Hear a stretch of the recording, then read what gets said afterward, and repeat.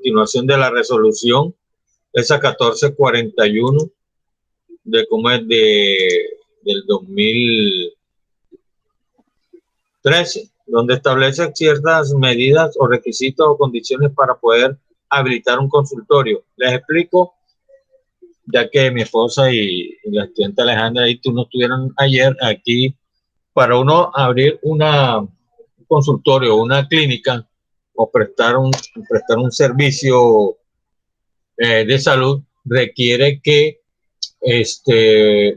delante del Ministerio de Educación y el Ministerio de Salud, sobre todo este último, unos ciertos requisitos para que puedan ser avalados el servicio. Un ejemplo, cuando yo quise presentar el servicio de cirugía junto con otros servicios, pues el perito que mandaron comienza a mirar si la estructura tecnológica, la estructura financiera, la estructura administrativa permitían que yo pudiera prestar ese servicio. Ya. Afortunadamente, en la primera instancia solamente me faltaron uno o dos requisitos, no me acuerdo, pero el hecho es que yo lo entregué y fue habilitado el consultorio. Bueno, dentro de esas, ¿cómo es? Hay unos ciertos estándares de habilitación.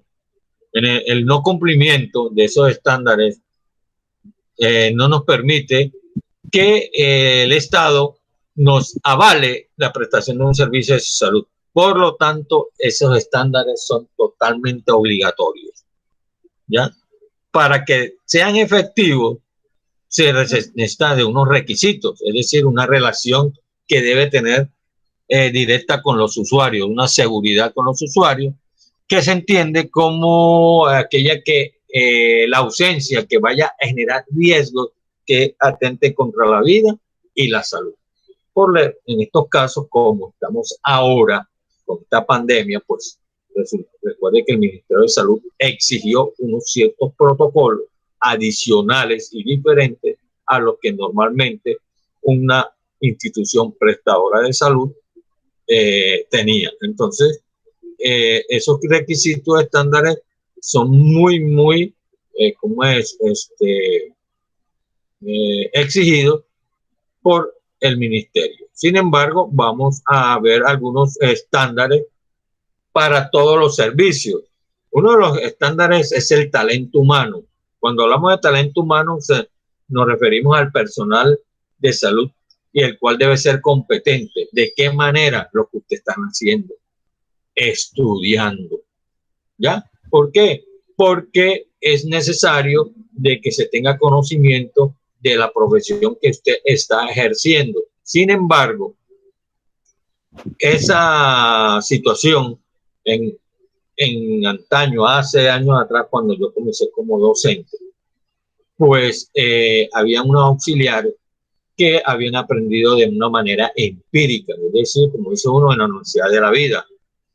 Cuando comenzó a exigirse la titulación, entonces uno, pues, en ese tiempo, pues, yo era más joven y encontré con estudiantes casi de mi misma edad, en ese sentido, y algunos mayorcitas porque tenían ya años, unos 20 o 25 años en la profesión y solamente estudiaron web para titularse.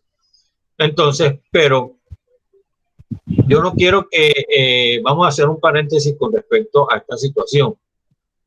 Las niñas de antaño, ya de esas que son unas niñas comprometidas con la práctica odontológica. Hoy en día no, hoy en día los estudiantes que estudian esta carrera creen que porque tienen una titulación, entonces no le ponen amor a esta profesión. Esta profesión es muy bonita, la de usted es increíble porque usted tiene relación directa con el paciente.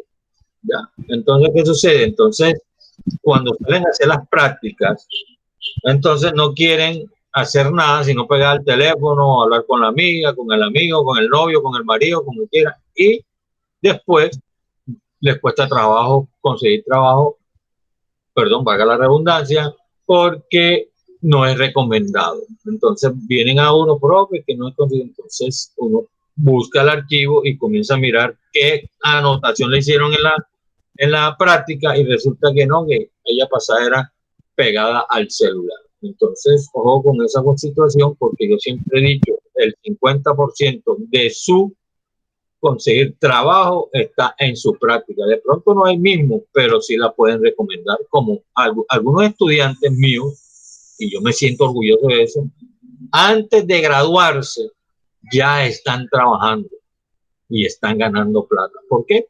Por esa dedicación que le pusieron, porque me prestaron atención. Otros no, otros llegan y ir de paseo. Entonces, ese talento humano que estamos hablando, usted tiene que ponerle amor a esa profesión. Muy buenos días, Dana. ¿Cómo amanece? Dana, muy buenos días. Dana no ha contestado. Sigamos. Entonces, ese talento que normalmente exige, es un estándar de formación. Es más, el hecho de que ustedes se gradúen no significa que se queden con la titulación. Ustedes tienen que seguir estudiando, ¿no?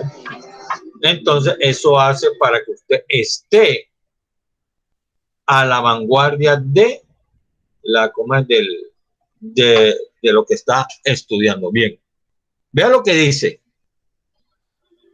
El odontólogo debe estar acompañado del personal de apoyo correspondiente. Este personal de apoyo debe encargarse únicamente en el caso, ojo, porque también tienen que aprender a sedar del medicamento, monitoreo del paciente y registrar los signos vitales y la respuesta de sedación. Entonces, cuando yo les enseño a ustedes, anteriormente, cuando yo llegué al System, eso hace casi 14 años, dentro de la programación no estaba la enseñanza de los signos vitales, solamente era circunscrito a enfermería. Ya, con la doctora que estaba conmigo en ese momento, que también era docente, ya que después pasó a ser la coordinadora de práctica, yo me senté con ella y yo le dije que como era posible que dentro del programa de odontología, de este programa tan bonito, no existiera la enseñanza de los signos vitales. ¿Cómo es posible de que si se presenta una emergencia, entonces la auxiliar no sabe tomar ni siquiera la presión, ni siquiera tener cómo está la frecuencia cardíaca de ese paciente que de pronto en un momento dado el efecto de la anestesia lo esté causando un mareo o un síncope vagal? Entonces, como eso tenía que entrar a consideración con la diseño educativo, ya, entonces mientras eso esperaba, yo me tomé el atrevimiento a hacer la enseñanza de eso hasta que al fin fue aprobado. Yo he hecho muchos cambios, por lo menos antes ustedes hacían cuatro módulos y se iban a práctica. Resulta que cuando iban a práctica no sabían nada. ¿Por qué? Porque el odontólogo que está a cargo no quiere una auxiliar de mesa, sino, o sea, administrativa, ¿no? Que solamente llenar el informe, que estar frente al computador, no. Quería unos estudiantes diligentes que estuvieran enseguida atendiendo y ayudando al apoyo del odontólogo. Es cuando yo también, de manera atrevida, también comencé a hacer que vieran todo el módulo, los preparaba totalmente y se iban a práctica. Y por ende los resultados fueron, pongamos, antes era un resultado de 50%, se convirtió en un 90%. El 10% dependía de ustedes mismos si trabajaban o no, o si querían aprender. Recuerde que yo les enseño a ustedes es la parte básica. Ya ustedes allá tienen que preguntar todo lo que ustedes vean y que de pronto de algo, de pronto tengan dudas, que eso es lo importante. Entonces, eso es lo que hace la cuestión. Ustedes tienen que aprender. Entonces, por eso es que yo los preparo bien con cuestiones la cuestión del talento humano. Bien, ahora, cuando uno va a presentar un servicio, normalmente tiene que tener como la infraestructura, es decir, cómo está diseñado el consultorio odontológico.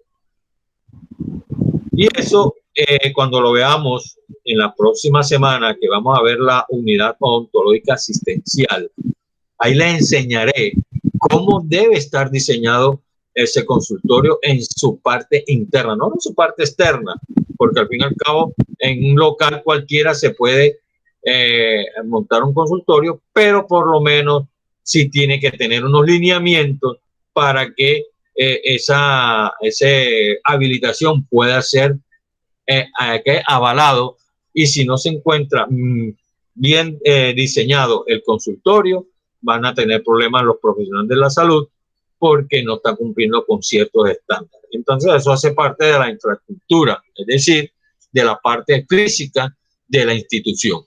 Bien, otro de los estándares que es la dotación. Ojo chicos con la dotación, aquí cuando hablamos de la dotación hacemos referencia al material, a los elementos con que se trabaja en un consultorio odontológico. ¿Y quién es el responsable de tener esos materiales al día? Ustedes. Usted se puede imaginar, señorita Alejandra y joven Fernando, que usted esté entrando conmigo, estemos, como yo soy cirujano, en plena cirugía, y yo le diga, necesito que me pasen un anestésico X, y resulta que los dos digan, no, no hay. ¿Usted cree que eso sería una respuesta? A ver, señorita Alejandra, ¿usted me daría esa respuesta? No hay. A ver, ¿qué dirías tú? A ver. Dime. ¿Quién? Abre ¿cómo es el micrófono? Recuerda que tienes que abrir el micrófono. No se puede dar ese tipo de respuesta, ya que el auxiliar tiene que llevar a cabo dentro de sus labores o sus funciones dentro del consultorio o la clínica odontológica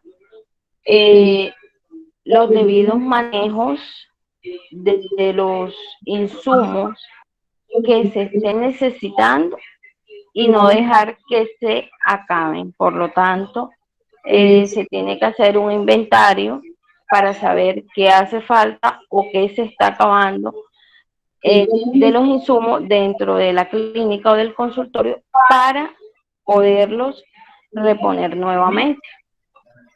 Bueno, señor, abstenga por favor, Alejandra, el micrófono. Fernando, una pregunta para usted. Dígame, profe. Usted llega y como dijo la joven Alejandra, dice que la responsabilidad básicamente recae sobre ustedes. Le dice por qué, porque es que ustedes manejan el 90% del consultorio, el 10% nomás lo maneja el odontólogo cuando se encarga nomás del paciente. Ustedes están pendientes de los insumos, del aseo, de la cita, de la cancelación de la cita, de recordarle al paciente. Ustedes manejan todo el 90%. ¿Ya? Están mirando el pago de los servicios. Ahora, la pregunta es esa. ¿Usted se da cuenta de que está faltando ciertos materiales? ¿Cuál sería el proceder para comunicarle al odontólogo la falta de existencia de esos materiales o que se están acabando? ¿Cuál sería el protocolo? ¿Usted cómo lo haría? A ver. Profe, personalmente, yo como que haría una lista como que de lo que ya falta poco o de lo que no hay. Y al yo hacer esa lista y revisar todo lo que hay, sea poco, sea mucho, ya una lista de todo eso, como que de lo que falta lo hago aparte en una lista. Y esa lista como que se la explica a usted o se la hago saber a usted. Exacto, siendo yo el jefe. Bueno, ahora, y en ese momento de que, y volvemos a la parte de la cirugía, ya usted pasó la lista, me la entregó, ajá, yo llego y la tengo ahí, resulta de que llegamos y pasa lo mismo, que no tenemos el material y usted responde, no hay. En ese caso, ¿quién sigue siendo la culpa? ¿Suya o mía? Pues personalmente acá de nosotros, profesor, porque nosotros somos el encargado de que al momento de usted entrar ya todo esté perfectamente listo, ya usted no tenga que pedir nada y al momento que usted pida no hay, o sea, al momento que usted vaya a pedir algo, tome odontólogo, ahí está todo, ya está todo listamente preparado. Exacto, mire, como ustedes manejan la parte también financiera, porque igual usted tiene que llevar haciendo una lista de lo que ingresa y lo que sale, en el momento de que usted tome de cada menor y compre el material, usted tiene que tener el soporte. De pronto yo le digo, ay, y aquí faltan 200.000 pesos. Y dice, no, todo lo que pasa es que se compraron estos materiales. Y entonces muestra, bueno, bien. ¿Por qué? Porque no había esto y esto. Recuerde que se le pasó la lista. Entonces, indistintamente usted me pase la lista, usted tiene, cualquiera de los tres que están conmigo, tienen que estar pendientes de los insumos. Esa es su responsabilidad, no es mi responsabilidad. ¿Por qué? Porque ustedes, como les dije, manejan el 90% del consultorio. Bien. Ahora, normalmente, si uno va a, como les dije sobre la enseñanza de los signos vitales en el consultorio, usted podrá saber los signos vitales, tomar la presión, tomar la frecuencia cardíaca, la respiratoria, realizar la técnica del Trendelenburg, pero resulta que no tienen los instrumentos, no tienen el tensiómetro, entonces no estamos haciendo nada. Entonces, dentro de ese orden de ideas, lo ideal es que cuando se haya aprendido, usted le comente, en este caso, que le diga que le compre tener a la mano esa clase de instrumentos. ¿Por qué? Porque a veces el paciente puede sufrir un pequeño desmayo y entonces uno tiene que estar pendiente al paciente. Otro de los estándares que tiene que ver, ya hablamos, que tiene que ver es con los dispositivos, es decir, con la parte ya mecánica de la unidad odontológica. Usted tiene que estar pendiente de que la jeringa triple no gotee o que se le esté saliendo el aire cuando esté encendido el compresor, que pronto en la parte eléctrica está de pronto fallando. Todo eso usted tiene que hacérselo saber en su debido momento y a tiempo al jefe. Y dicen, mira, estamos teniendo problemas porque usted, cuando vean conmigo, yo le voy a enseñar a hacerle mantenimiento a la unidad odontológica. Aunque la unidad odontológica del sistema es ya muy obsoleta, pero el funcionamiento básico es el mismo. Entonces, dime, Fernando. Y así usted no ha escuchado de pronto cuando comenzamos clases presenciales. Pues están haciendo ¿cómo es? Ya que me lo pregunta, no, recuerda, esto es extraoficial, yo no puedo decir porque uno puede decir una cosa y mañana salen con otra, eso depende del gobierno. Están haciendo, ya el Ministerio de Salud y Educación fueron a hacerle la revisión al sistema, a ver si estaban cumpliendo con los protocolos que se le exigió y por lo menos revisaron el 50% de la infraestructura y ha sido aprobado. Es posible, no sé, te digo que puede ser ya de pronto en el mes de agosto o en el mes de septiembre. Pero básicamente la parte me gustaría que si fuera porque hay unos módulos muy bonitos, por ejemplo, como el de biomateriales, que es casi 90% práctico. Este es práctico, por eso es que de la otra semana vamos a hacer toda la cuestión es a través de la teoría, le digo, la práctica se la va a mandar por video, por el WhatsApp. Ya por aquí, por el EVA, es muy difícil hacer mostrar ese video. Bueno, entonces, sí, dime, Fernando. De pronto así ya clase virtual de pronto se complica un poco más las cosas, pero ya de pronto uno estando presencial ya uno como que las cosas se facilitan más y sí. Más. No, es que tú tienes toda la razón. Lo que pasa es que lo que es la salud es muy difícil, por lo menos darlo de una manera virtual. No sabes lo que yo he hecho para para como es. Y hubo estudiantes que ya están terminando y que eran prácticos, por eso es que ellos van a regresar cuando ya entre la parte práctica, porque yo lo he ido acomodando así para que la teoría se dé y ya cuando entremos a la práctica pues ya no tengamos ese problema. Entonces ha sido difícil, pero igual de todas maneras aquí estamos. Bien, con respecto a los dispositivos, como les decía, yo les enseño a manejar el COMES, todo lo que tenga que ver el COMES, la parte de la unidad ontológica. Hoy en día existen unidades muy modernas que prácticamente simplifican el trabajo del auxiliar. ¿Por qué? Porque es totalmente digital, un dedito, pero hay un problema. Como todo lo digital y como son de pulso, llega un momento en que que el pulso se puede dañar, entonces esa parte se daña, entonces no se puede utilizar. Entonces ahí va donde van a entrar ustedes a hacer el mantenimiento adecuado de la unidad ontológica.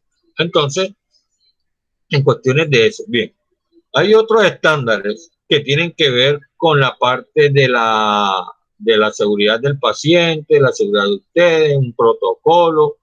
Exacto, entonces la manera de lavado de manos, postura de guantes, eso se ve dentro de dentro de un módulo que es exclusivamente de esa manera. Bien.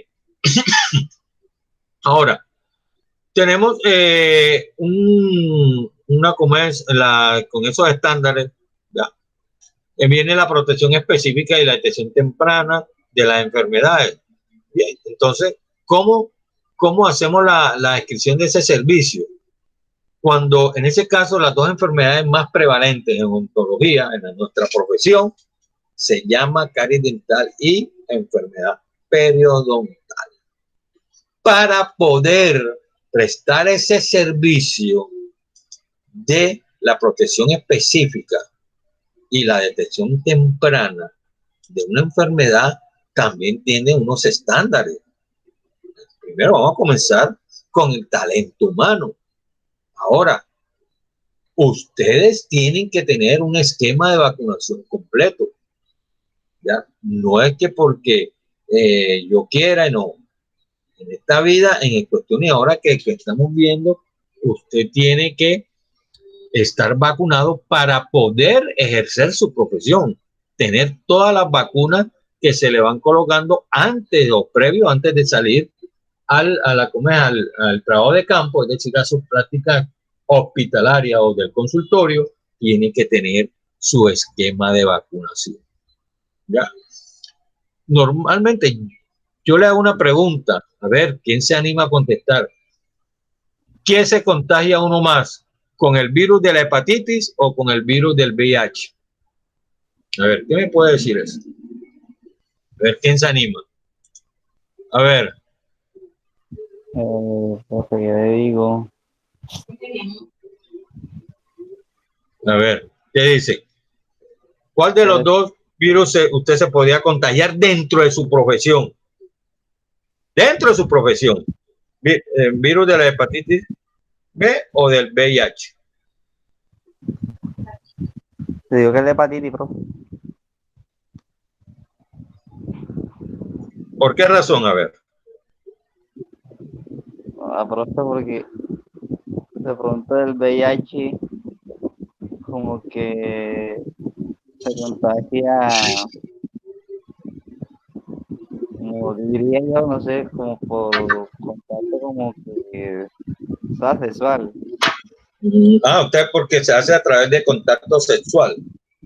Ajá, ¿qué dices? Ajá, entonces tú dices que un paciente que tenga VIH, tú la atiendes, tú le pones una anestesia o yo el odontólogo coloca una anestesia y tú durante el proceso de eliminación de esa aguja contaminada se infecta, no significa que usted no se puede contagiar. Entonces mi pregunta es, dentro de su profesión, ¿cuál se contagia más?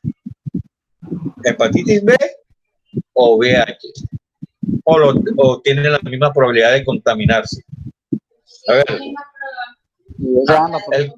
que vaya a hablar señorita Alejandra, si va a hablar, por favor, habla el micrófono, porque pues no la escucho, no la escucho, no, yo sí la escucho, pero no la escuchan sus compañeros, por favor. Ajá, señorita. Bueno, le voy a sacar de duda. Normalmente uno tiene más probabilidades de contaminarse con el virus de la hepatitis B. La razón, porque el virus de la hepatitis B es aerobio, es decir, él sobrevive con el oxígeno. Mientras el virus de la VIH, no. Se puede usted imaginar el VIH que se contagia uno ahora así como el del COVID-19 a través de vía aérea, todos estuviéramos enfermos, sin necesidad de tener relaciones sexuales. Entonces, ¿qué sucede? ¿Por qué? Porque usted se puede contagiar del virus de la hepatitis B con una gotica de sangre, con un poquito de saliva, con algo que usted, por lo menos, si usted no se protege usando las caretas o visores y le queda un poquitico de saliva o de pronto cuando esté tratando al odontólogo y cae una realización, una gotica en su conjuntiva del ojo, hermano, y usted no está vacunado, se jodió. Le da virus, le da hepatitis. Entonces, por eso es importante que ustedes tengan el esquema de vacunación completo. ¿Sí, Fernando? ¿Te escucho? El odontólogo atiende toda clase de enfermedad, o hay veces que el odontólogo, cuando por supuesto determina o se da cuenta de alguna enfermedad, esa labor como se la transmite a otro especialista para que él se encargue de eso.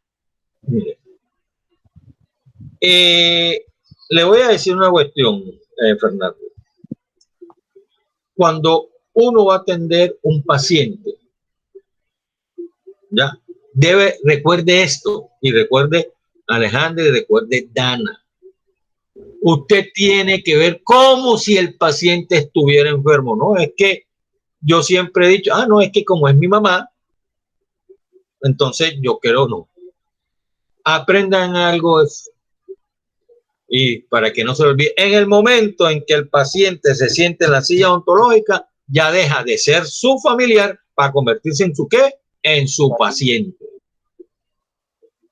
Eso aplica para todas las leyes. Te lo digo un momentico, como le decía ahora a mi señora esposa. Ella puede ser mi esposa en la casa, pero en clase es mi alumna.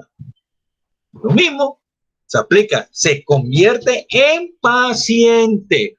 Entonces hay una premisa que dice, nosotros somos responsables de las enfermedades que se adquieren en el consultorio, no de las que viene por fuera. ¿Y cómo? ¿Y cómo sabemos que ella se enfermó en el consultorio? Sencillo. Profesor. Sí, Dana. Dana. Por eso es que, o sea, por así decirlo, bueno, no es un lema, es más bien como una ley donde dice que todos los pacientes deberían considerarse potencialmente infectados o peligrosos, algo así, ¿cierto? Exactamente, esa es la ley. Mira, usted no puede llegar y decir, no, es que él es amigo mío y yo sé que no está enfermo. Olvídese ese cuento. Usted en el momento en que comienza a atenderlo, quien sea, ya deja de ser lo que es para convertirse en su paciente y entonces considerarlo como si estuviera enfermo, aunque no lo esté. ¿Por qué? Le voy a decir la razón. Existe dentro de, hacer un paréntesis, que eso más adelante entraré cuando veamos este módulo sobre las prácticas saludables. Hay una cuestión que se llama infección cruzada. ¿Cuál es la infección cruzada? Que usted infecta al paciente, el paciente lo infecta a usted y hay contaminación paciente-paciente. Entonces, usted tiene que tener cuidado con eso. ¿Ya? ¿Por qué? Porque de pronto ese paciente tiene una enfermedad asintomática que la tolera, pero usted no. Usted llega, vea que con lo mismo del VIH, hay pacientes que se mueren en el término de 3 a 6 meses, que es lo que se llama SIDA. Mientras que hay otros que son portadores sanos, que el primer síntoma viene a aparecer después de 10 años. Y si él no lo sabe y tiene relaciones, ¿cuántas personas no habrá infectado durante esos 10 años? Entonces, hay que tener cuidado con eso. No crea que el hecho de que el virus del VIH se consuma durante relaciones sexuales. También puede usted adquirirlo de una punción de una aguja contaminada con ese paciente. Entonces, hay que tener cuidado con eso. Ahora, el hecho de que, por eso le decía que uno tiene que considerar al paciente, al amigo o familiar, como si estuviera enfermo y se convierte en su paciente. Por eso que tiene que tener el esquema de vacunación completo. Ahora, dentro de esa protección y detención temprana también volvemos a la infraestructura. ¿Ya? Eso entramos a la resolución 412 del 2000 y a la 4505 del 2012. ¿Ya? Donde se exige un programa para poder cumplir con esa infraestructura, instalaciones físicas y el mantenimiento. Bien, entonces, no crea que igual tenemos también en los dispositivos médicos, en los procesos prioritarios, y llegamos a lo más importante dentro de esa parte de la detección y protección temprana. Yo le voy a hacer una pregunta. El que me la conteste tiene una nota que se la voy a dar por WhatsApp. ¿Cómo saben ustedes o cómo determinan que ese paciente tiene alguna enfermedad de base o que actualmente está enfermo? ¿A través de qué? A ver, ¿quién sea? ¿Ah? A ver, Fernando, ¿qué dices tú? A través yo diría que a través de unos exámenes que se le realiza al paciente. Puede ser, pero resulta que lo primero que se le hace a un paciente, a un futuro paciente, cuando llega por primera vez a la consulta odontológica o médica, ¿qué es lo que se le hace primero? A ver, Dana, ¿qué dice usted?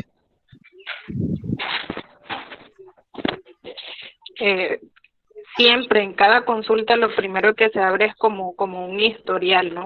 Entonces uno empieza a hacer preguntas relacionadas, familiares, tiene familiares con antecedentes. Sí, pero ¿cómo se llama eso? ¿Cómo se llama eso? No, aquí la señorita Alejandra que no me dice de dónde está y que es la historia clínica. Lo primero que se le hace al paciente, no se lo olviden, chicos, cuando llega por primera vez, es la historia clínica. No se le puede atender al paciente sin una historia clínica, por favor, porque usted ahí va a saber, dicho primero por el paciente, de manera verbal, lo que tiene y lo que no tiene. Básicamente, usted le va a conocer la historia del paciente un 90%. No se dice el 100% porque no más faltaría vivir con él. ¿Ya? ¿Sí?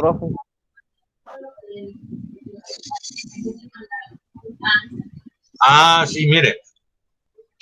Aquí mi querida esposa, que está en el otro extremo de la casa, pero está gritando, no sé por qué no lo dice a través no abre ¿cómo es quisiera que abriera el micrófono y que dijera para que sepan de qué voy a hablar, por favor, Alejandra.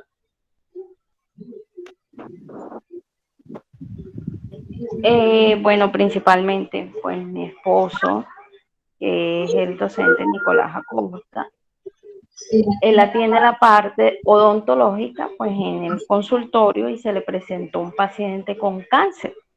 Se lo habían recomendado, pero no le habían dicho que el señor tenía cáncer o había pasado por un procedimiento de cáncer. Entonces mi esposo se dio cuenta por medio de la historia clínica del paciente, o sea, y lo delicado que es. Yo, como apenas me estoy preparando en esto, uno a veces es ignorante a muchas cosas, ¿no? La persona ya pasó cáncer, ya puede hacer todo, y ir al odontólogo y hacerse todas las cosas, cuando la realidad es otra. Bueno, a mí me hicieron ¿cómo es? La remisión de ese paciente, y yo automáticamente cuando lo vi, le di al doctor y al compañero, le dije, lo siento mucho, pero yo no puedo atender a ese paciente. Yo me le negué. ¿Por qué? Porque lo que se le iba a hacer podía aparecer nuevamente ese cáncer, que creo que era de en la historia clínica aparecía de faringe, entonces podía volver a aparecer ese cáncer. Yo llegué y con el colega, yo lo remití con otro colega más joven, y él apenas lo vio la historia clínica, también lo rechazó. Bien, yo lo siento, pero yo no lo puedo atender. La razón porque el cáncer apenas había remitido hace apenas 3 o 4 meses. Normalmente para atender un paciente mínimo tiene que tener 2 años. Claro que el paciente está urgido porque se le está dañando los dientes, pero hay que ver ahí, sopesar riesgo-beneficio.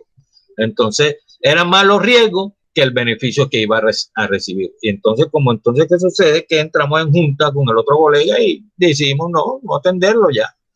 Por ahí vamos a esperar a que el paciente tenga más tiempo para poder entrar a considerar si lo podemos atender. Sí, Fernando, ¿vas a preguntar algo? ¿Y algún especialista no lo podía revisar, profe?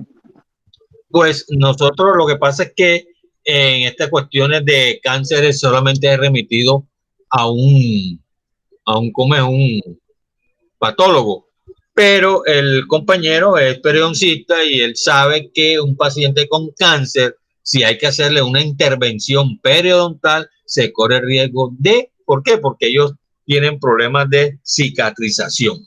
Entonces, hay cuestiones que uno a veces tiene que mirar. Entonces, ¿cómo se hace? A través de la historia clínica. Recuerde que la historia clínica está condensado todo lo que uno quiere saber del paciente, dónde vive, qué come, si por lo menos si ha tenido una enfermedad, etcétera, etcétera, etcétera, etcétera. Yo le voy a decir un caso muy particular conmigo. Yo tuve un incidente coronario el año pasado, fui intervenido de una manera quirúrgica sin compromiso, simplemente a través de las arterias me arreglaron el pequeño problema que tenía. Yo estoy tomando anticoagulantes y antiplaquetarios para evitar de que esos stents que me colocaron en mis arterias cardíacas se cierren y pueda generar un daño peor de lo que realmente es. Si a mí me desean intervenir, yo tengo que consultar con el cardiólogo porque tendría que suspender la medicina para evitar que yo me desangre en ese procedimiento odontológico. ¿Por qué? Porque yo lo viví estando en UCI y yo me estaba desangrando, menos mal que una enfermera que estaba haciendo revisión era una estudiante y estaba haciendo su práctica, ella se dio cuenta de que yo me estaba desangrando porque se había partido la cánula donde me estaban colocando los medicamentos y entonces me había perforado una de las arterias de la mano. Entonces, afortunadamente no fue mucho la sangre que perdí, pero si no se hubieran dado cuenta no estuviera con ustedes aquí. Me hubiera matado más en la pérdida de sangre que el mismo infarto que me dio. Entonces, para que puedan ver, entonces uno también tiene que ver con los pacientes que tienen alguna enfermedad y no llegar y proceder a atender al paciente sin tener las historias clínicas pertinentes y su historial de esa enfermedad. Bien. Sí, te escucho, Fernando. Usted sabe que hay enfermedades que de pronto uno, hasta por síntomas, los puede como que saber qué enfermedad puede ser. Mire, te voy a decir en las cuestiones de enfermedades de la boca, uno cómo puede... Mire, te voy a decir una cuestión para todos, chicos. Las enfermedades sistémicas, es decir, que no tengan que ver con la boca, tienen manifestación oral. Ejemplo, la hepatitis tiene manifestación oral. La diabetes tiene manifestación oral. La VIH tiene manifestación oral. Entonces, aunque uno vea una manifestación oral X, usted tiene que mandarle a hacer al paciente unos exámenes de rigor. Dice, este paciente tiene pigmentaciones amarillas en el paladar. pero no tiene en los ojos, no se ven los ojos amarillos. Voy a mandarle un test de hepatitis B para descartar esa enfermedad y mirar qué es lo que esa pigmentación está mostrando. Entonces no es necesario de que de pronto usted, por eso le digo, cuando veamos la parte de patología o que hagamos el seminario de enfermedades, asistan, porque usted podrá saber, no siendo simplemente un auxiliar en salud oral, decirle, epa, yo creo, y le hace el comentario, doctor, mira, yo creo que este paciente tiene una enfermedad, pero vamos a ver para que usted lo vea y usted determine qué es el proceder, pero usted lo puede determinar. Mire, le voy a hacer una o sea, el odontólogo está en la capacidad de ordenar exámenes y de pronto ve alguna manifestación oral. Claro, mía, porque usted tiene uno que curarse en salud, que tal que el paciente tenga un VIH y él no lo quiera decir, porque generalmente a veces lo ocultan. Eso sí, le voy a dar un consejo. Nunca a un paciente con VIH le dé la espalda, porque pierde el año. ¿Por qué? Porque es capaz de coger la aguja y enterrársela a usted y infectarlo. ¿Verdad que se lo estoy diciendo hoy, 9 de julio? Nunca le dé la espalda, déle el túnel del frente. ¿No? Entonces, lo que yo le iba a preguntar es, usted se ha visto que a veces hay personas que en los labios le salen como si fueran unos lunares. Eso es grave, profe. Eso es manifestación de alguna enfermedad. No. Esas son cuestiones ya, de la tipo de piel de las personas. Ya, yo conozco una que tiene eso y es normal, eso no te preocupes. Es más, es que tú no te das cuenta de que las personas, si tú ves, yo sé que tú eres una morena muy preciosa, pero si tú abres la encía y mira, vas a ver que tienes pigmentaciones como negritas. Eso no significa nada, a diferencia de una persona que es de tez clara, que tiene su color normal de las encías, rosado pálido, pero eso no tiene ningún problema, porque eso se conoce como manchas de Forsyth. O sea, sí, no tienen ningún problema sino ya es algo genético, no tiene nada que ver que usted esté enferma o no, o de la persona que hace mención. Así que despreocupa. Hay unas enfermedades que sí son de manifestación, por eso le digo que tienen que estar pendientes. Mire, ¿por qué le digo eso? Que usted tiene que aprender conmigo, porque como dice una niña que es amiga, teníamos casi 8 años de que ella está en Chile trabajando, yo le conseguí un trabajo por allá lejos de donde se quería ir. Ella decía, lo que pasa es que el profe quiere convertirnos a nosotros en odontólogos pequeños. ¿Qué quiere decir eso? Yo una vez le pregunté, porque es que yo no les niego nada, yo les enseño lo que yo he aprendido a lo largo de mi carrera profesional, es decir, no les oculto nada. Unos profesores no enseñan todo porque no quieren que el alumno lo supere. No, yo no soy de ese tipo. A mí me gusta enseñar todo lo que yo sé. Dicho también por estudiantes del SENA, en un momento dado, cuando yo comencé como docente, los estudiantes del SENA decían que el único profesor que enseña lo que sabe todo es el profesor Nicolás. Entonces, a eso yo me refiero. Mire, que tengo una estudiante que ya se graduó, está trabajando. Cuando les enseñé sobre la interpretación radiográfica, ella puso mucha atención porque era una niña muy inteligente. Cuando le dije que se tomara una radiografía panorámica, inmediatamente ella detectó que tenía algo en su boca y me dijo, vea, profe, esto que está aquí no es normal. Y dice, sí, señorita. Entonces le mandé a averiguar qué era eso, para que vea que uno no necesariamente tiene que saber la patología. Usted tiene que aprender en lo que está sano. Si usted sabe, en una interpretación radiográfica, usted ve un paciente, una radiografía donde hay un paciente sano, si usted ve otra cosa diferente que no está dentro del estándar de esa sanidad, usted dice, ahí hay algo. Entonces ya usted no va a señalar, porque yo ni siquiera con toda la experiencia puedo decir, hay cosas que sí son por lo menos específicos por sus características anatómicas, por la forma, un quiste globomaxilar, un quiste dentígero, que sí son cuestiones ya específicas, pero por lo menos en cuestiones de cáncer había que entonces determinar qué tipo de cáncer a través de hacerle un examen. Entonces, vea que la prioridad es que ustedes sepan y se preparen para que usted sea una ayuda idónea al odontólogo, no sea una carga, porque eso es lo más importante, que ustedes son los puntos ciegos de uno cuando estamos trabajando. De pronto, cuando uno está metido dentro de la boca del paciente, por decirlo así, no sabe qué es lo que está girando a su alrededor. En cambio, como ustedes están por fuera de la barrera, se ven todo este campo, y de pronto a veces uno está haciendo algo que de pronto ha obviado. Por lo menos dentro de colocar una resina tiene su protocolo, hacer esto, que no hay que más. Resulta que usted, el odontólogo, está saltando un paso y usted por debajo lo toca y él le llama la atención y entonces le intenta decir, mire, vea, lo más lindo de que existe entre la comunicación odontólogo auxiliar es que nomás con los gestos y con la mirada sepa lo que el odontólogo quiere decirle a la auxiliar, y la auxiliar, el odontólogo entiende lo que el auxiliar le quiere decir. Simplemente sin gesticular qué palabras, simplemente con movimiento en los ojos, en la boca, sin que. ¿Por qué? Cuénteme, Fernando, ¿qué quieres saber?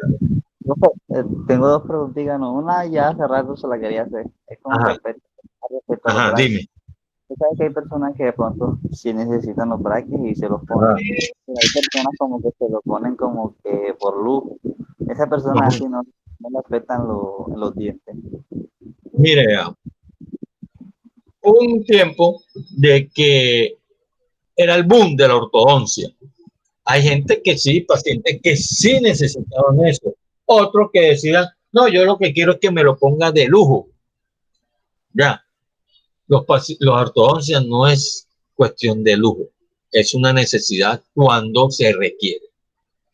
Ya, entonces no, nomás quiero que me coloquen los brackets.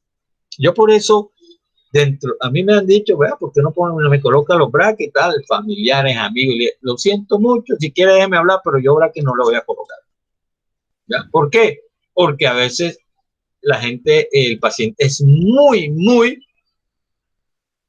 dejado. Te explico. Comenzó el tratamiento 3 meses bien puntualito. Se perdió el 4, el 5 y el 6, aparece al 8. En cambio, lo que se debe diseñar para 1 año y medio se convierte en 5 años. ¿Ya? Se quitan los brackets, mismo se ponen las ligas. Entonces, lo que se hace un daño. Eso es malo.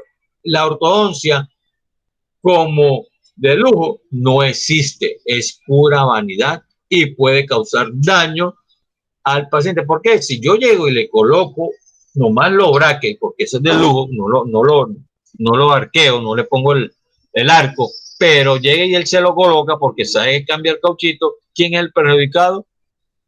Él y yo. ¿Por qué? Porque él dice, no, a mí me los colocó el doctor Nicolás. Entonces yo, dentro de mi profesión, lo único que yo no hago es ortodoncia. Yo te puedo hacer, bueno, por la cirugía, porque te puedo hacer la rehabilitación, te puedo hacer periodoncia, te puedo hacer un tratamiento de conducto, ya, pero ortodoncia no. Odontopediatría sí, es decir, la parte porque hay la ortodoncia, la aparatología fija, y hay aparatología removible porque es para niños. De un tiempo yo atendí niños y ahora básicamente atiendo a adultos. Entonces, la verdad que la ortodoncia como tal, como de lujo, no está dentro de los estándares como para uno prestar un servicio. ¿Y la otra pregunta cuál es, Fernando?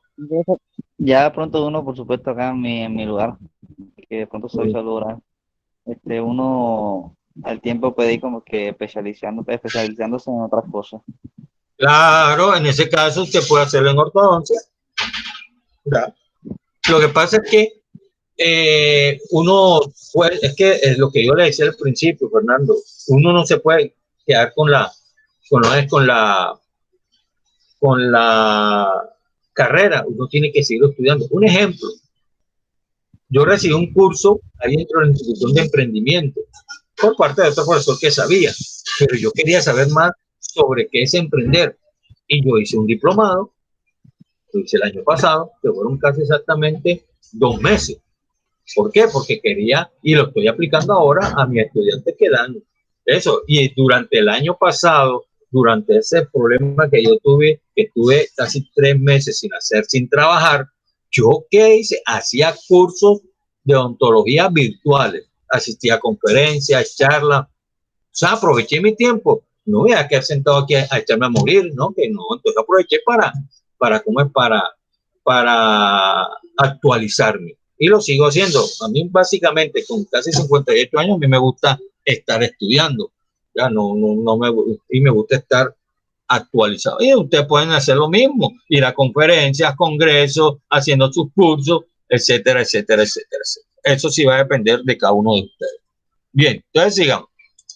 Entonces nos vamos en la infraestructura. Cuando usted va a hacer en la protección y detección de la enfermedad temprana, hace básicamente el consultorio debe tener por lo menos un área para entrevista, es decir, como especie de una de la área donde se sienta el paciente y ustedes comiencen a hacerle la entrevista, es decir, a elaborar la historia clínica, un área de examen cuando es necesario, y lo más importante, tener un lavamanos. Eso es cosas más importantes que tiene que tener un consultorio odontológico, es un lavamanos. Bien. Cuando se hacen procedimientos de cualquier índole, quirúrgicos, no invasivos, tiene que tener esa área del consultorio, tiene que tener una buena ventilación, sea natural o artificial. También una iluminación natural o artificial. Ya le dije, un lavamanos y el mesón de trabajo, ¿ya? Donde ustedes tienen que tener una especie de lavaplatos, por decirlo así, donde usted va a limpiar, y que esa exclusivamente, ojo, el lavamanos no se puede tomar para limpiar y lavar los instrumentos odontológicos, ya que el lavamanos por naturaleza es un lugar demasiado contaminado. Y me van a decir por qué razón. Hombre, porque usted se lava las manos y usted al lavarse las manos está eliminando bacterias. ¿Y dónde van esas bacterias? Van quedándose en ese lavamanos. Por eso ustedes tienen, dentro de ese protocolo de aseo, tienen que estar lavando tanto el lavaplatos o donde se dan los instrumentos y el lavamanos, porque son demasiado contaminados. Inclusive el lavamanos de su casa tienen que estar haciéndole limpieza, no todos los días, porque eso sería exagerar, pero por lo menos un día de por medio, para que se mantenga eso totalmente, limpio, y que usted haya adquirir, una enfermedad. Bien, normalmente dentro de esa infraestructura, en la actualidad, ya lo que antes se usaba, que eran alfombras, tapetes, eso está mandado a recoger. Antes sí era muy bonito, que eso le daba cachet al consultorio, pero se detectó que cuando se usaba la amalgama y ese mercurio remanente que quedaba iba a la alfombra, y como el mercurio se evapora, podía causar intoxicaciones tanto al odontólogo como al auxiliar. No digo al paciente, porque el paciente no va a estar las 8 horas ahí metido en el consultorio, pero nosotros sí. Se eliminó eso. Hoy en día, los pisos deben estar recubiertos con materiales sólidos, lisos, que se puedan lavar, impermeables y resistentes a los procesos de uso, lavado y desinfección. Ese piso se llama piso quirúrgico. Ya no se debe usar baldosa, ya eso no se usa, ni tampoco ese tipo de pisos que se usan para colocar en las casas, nada. Se usa un tipo de piso quirúrgico. Bien, igualmente sucede con las paredes. Las paredes deben ser un material también que sea resistente. Resulta de que las paredes y la unión del piso no es normalmente como lo tenemos, como todos lo tenemos en nuestras casas, como en forma de L. No, tiene que ser en forma de media caña. Significa que debe haber una curvatura entre la unión de la pared y el piso. No debe ser totalmente recto formando una L, sino una curvatura. ¿Por qué razón tiene que ser una curvatura? Sencillo, para poder limpiar esa parte del piso y la unión con la pared. Porque si lo tenemos como normalmente lo tenemos en una forma de L, difícilmente se podrá hacer una buena limpieza. Entonces recuerde que la unión de las paredes con el piso tiene que tener llamada media caña, es decir, una forma, como es que sea una forma de círculo, la mitad de un círculo, ¿ya? Entonces, para poder causar o limpiar perfectamente esa parte. Bien. Ahora nos vamos básicamente a lo que nos compete sobre lo que hace referencia a la consulta odontológica. Ya. También tenemos consulta general, pero eso es básicamente medicina. Nos vamos a la parte de la consulta odontológica. Déjenme ver que se me ha extraviado un poquito de aquí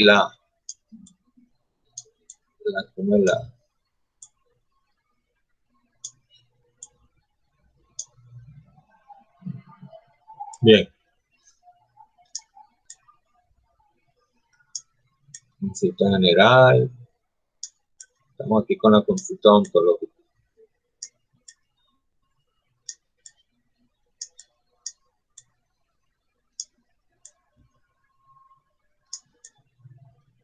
Bien. El servicio en la consulta odontológica. Vamos a ver cuál es la descripción de ese servicio y cómo lo vamos a definir. Dice, en el servicio que utiliza medios y conocimientos para el examen, diagnóstico, pronóstico con criterios de prevención, tratamiento de la enfermedad, malformaciones, traumatismo, las secuelas de los mismos a nivel de los dientes, maxilares y demás tejidos que constituyen el sistema estomacal. Mire, joven, la relación, normalmente, si usted ve la definición de odontología, usted va a decir que es estudio de los dientes. Y básicamente nosotros no estudiamos solamente los dientes, estudiamos la parte que tiene inherencia y relación con ella. Cara, cabeza y cuello. ¿Por qué? Vamos a ponerlo de una manera. Una enfermedad periodontal grave puede causar problemas cardiovasculares en las válvulas cardíacas. Y ustedes dirán, ¿pero por qué razón? Porque si se presenta una celulitis o una inflamación con pus, ese material purulento llega al torrente sanguíneo y va a recorrer todo el cuerpo. ¿Y dónde cree que va a terminar? En el corazón. Yo hice un seminario de un estudio que hice, pues, usando temas de otros colegas sobre la relación de la enfermedad periodontal y las enfermedades cardiovasculares. Eso hace como 3 o 4 años hice ese seminario para los estudiantes míos y se dieron cuenta de que uno tiene que cuidarse mucho sus dientes. Entonces uno no dice, porque es que la odontología dice estudio de los dientes, eso es mentira. Uno realmente debería llamarse, o sea, la profesión de odontología debería llamarse estomatología. ¿Por qué razón? Allá en España se llaman no odontólogos, se llaman estomatólogos. ¿Por qué? Porque es la relación de los dientes con los demás partes de la cabeza, cara y cuello. Básicamente uno aprende, por eso es que yo les enseño a ustedes que se aprendan anatomía, fisiología y radiología de esas 3 partes. Cabeza, cara y cuello. ¿Ya? ¿Por qué? Porque eso es lo que usted tiene que aprender. Bien.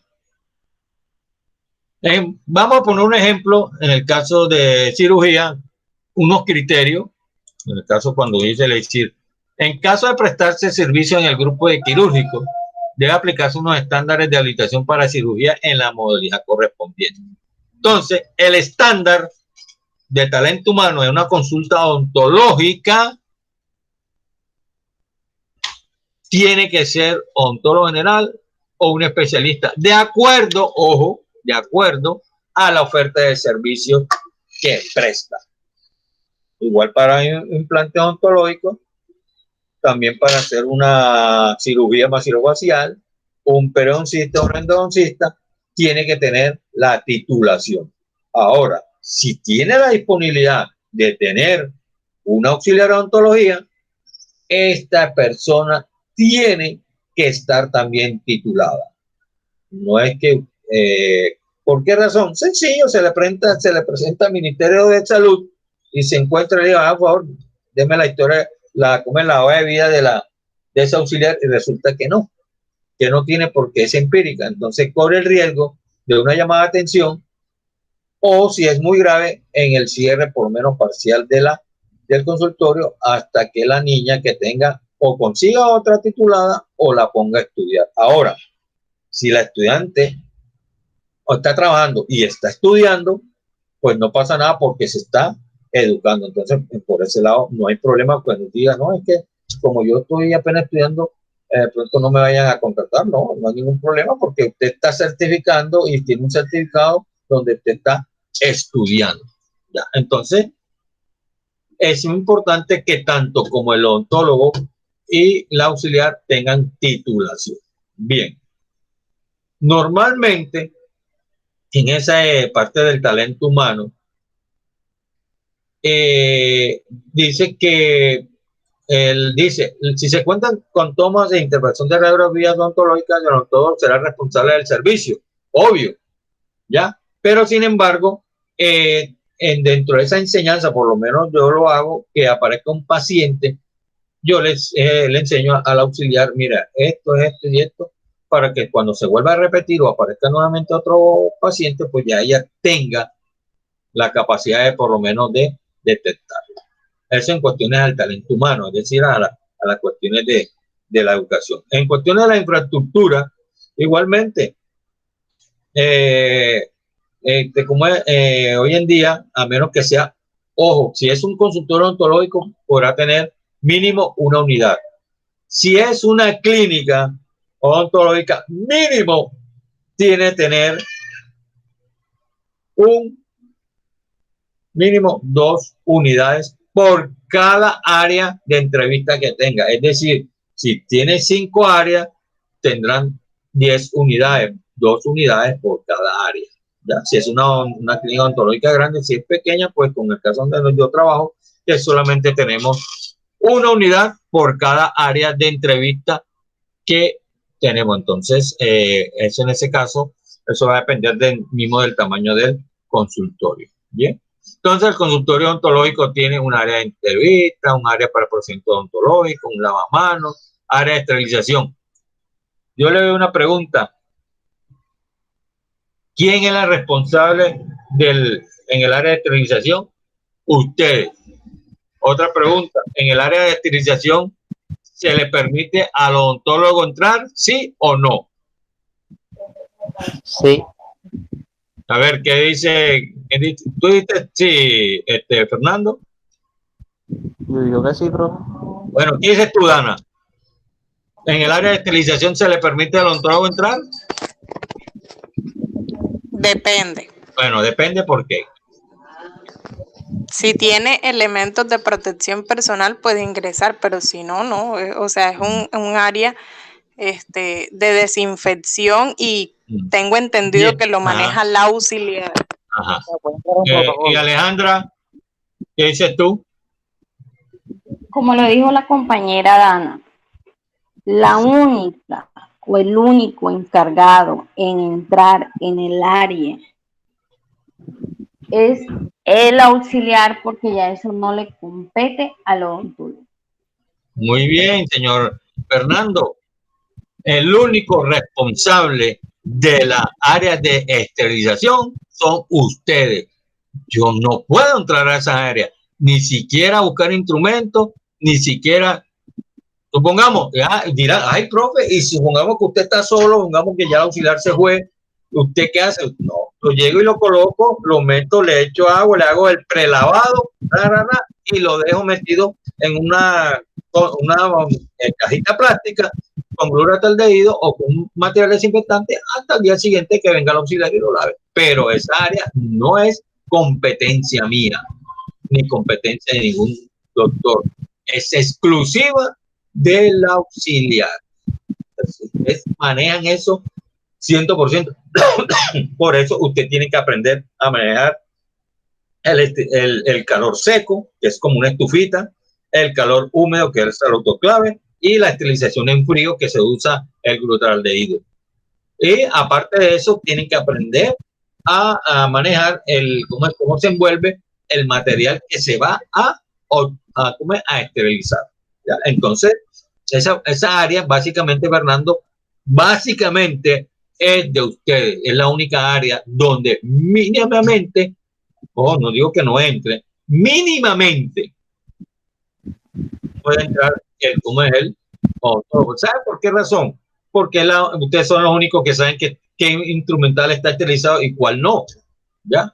Por eso le decía desde un principio de la clase, básicamente ustedes manejan el 90% del consultorio de la clínica son ustedes, porque usted tiene que estar pendiente a los insumos, a la esterilización, al aseo, etcétera. Inclusive, si tiene una jardinera donde tiene matica, usted tiene que regársela porque tiene que cuidársela. ¿Ya? Entonces, usted básicamente, como le dije, usted maneja eso, tiene que estar pendiente de todo. Bien, entonces eso es en cuestión de un consultorio odontológico. ¿Sí? Cuéntame, Fernando. O sea, el auxiliar tampoco de pronto puede ayudar al odontólogo en la parte de pronto en el proceso que le está haciendo al paciente. No. Mire, vea. Una buena pregunta. Usted dentro de su profesión, usted maneja 3 campos de acción. Como unas... Mire, le explico. Voy a explicar desde el principio para que entiendan. Hace años, cuando yo comencé, existía un año solamente para sacar auxiliares de consultorio y el que quería ser higienista tenía que estudiar 6 meses más. Eso que se hizo, se unificó y se colocó auxiliar en salud oral, es decir, salen capacitados, ojo, para ser auxiliares de consultorio, que significa pasarle el instrumento, a preparar los materiales, etcétera, etcétera, etcétera. Hay otro que se llama auxiliar en higiene oral, donde ustedes hacen la fase higiénica, quitan cálculos, hacen profilaxis, colocan sellantes, hacen fluorizaciones. Y otro campo de acción se llama el trabajo de campo, que es en la parte epidemiológica, es decir, de salud pública, es decir, sale con la clínica a hacer brigada, cuestión en salud oral afuera de la institución. Ayer hablábamos, como tú no estabas y la señorita Alejandra tampoco estaba, hablamos de la atención extramural, es decir, ¿por fuera de dónde? De la clínica. Entonces usted tiene 3 campos de acción, exclusivamente para ayudar al odontólogo a hacer la parte de él, es de materiales, pasar el instrumental, recoger la otra parte donde usted combina tanto una con la otra, que es la de la fase higiénica, y la otra parte que es la parte de la salud pública. Entonces usted tiene 3 campos de acción. No quiere que usted solamente, no, que no.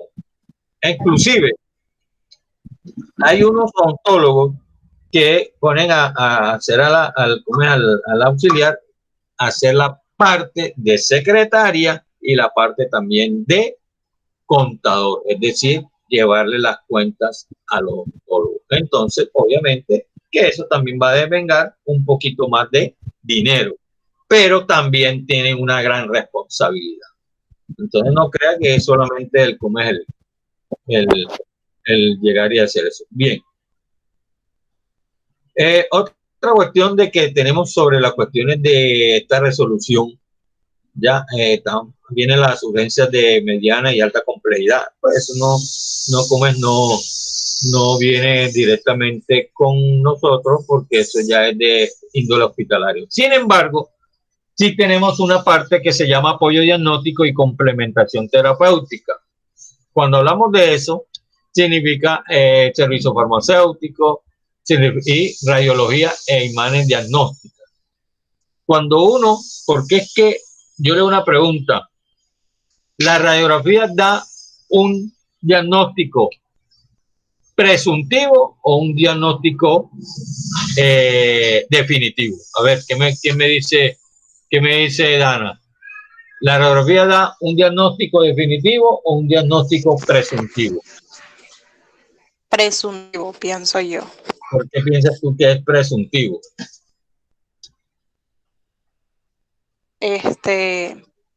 Bueno, la radiografía es como para hacernos una idea, igual se hacen exámenes más profundos. Usted ahorita mencionaba, por ejemplo, en el caso de la niña esta que tenía como que alguna deficiencia en la cavidad oral.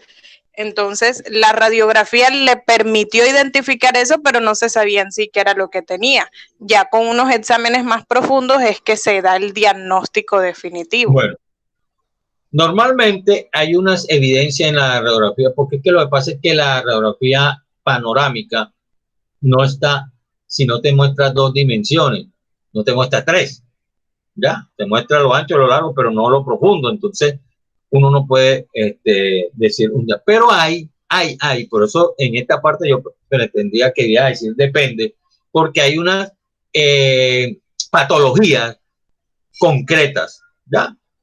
Donde se determina esto es lo que ella tiene. Más que todo, eso son cuestiones de quiste, ¿ya? En los quistes sí se puede decir qué tipo de quiste es en cuestiones de cánceres y otras patologías. Es muy difícil determinar qué tipo de cáncer tiene, ¿ya? Entonces ahí es donde se hacen exámenes que complementarios, pero normalmente la radiografía lo que da es un diagnóstico presuntivo, sencillamente. Muy bien, Diana, esa es la respuesta, un diagnóstico presuntivo. Además, un diagnóstico, hemos dicho, rara vez da un diagnóstico definitivo. Bien. Bueno, chicos, esto ha sido por el día de hoy. Mañana continuamos. Le voy a dar para que me lo investiguen y me lo manden por WhatsApp. Esa es la tarea de hoy. Entonces, usted investiga y así como ayer que la señorita Alejandro y el señor Fernando tienen que mandarme por WhatsApp esa investigación. ¿Cuál es la investigación? Tome nota. Me van a averiguar cuáles son los estándares que se debe tener cuando se aplica medicina nuclear a nivel odontológico, no a nivel médico, sino a nivel odontológico. ¿Cuáles son los estándares que se debe tener en medicina nuclear a nivel odontológico? ¿Vale? Entonces, lo necesito que me envíen eso antes de las 6 de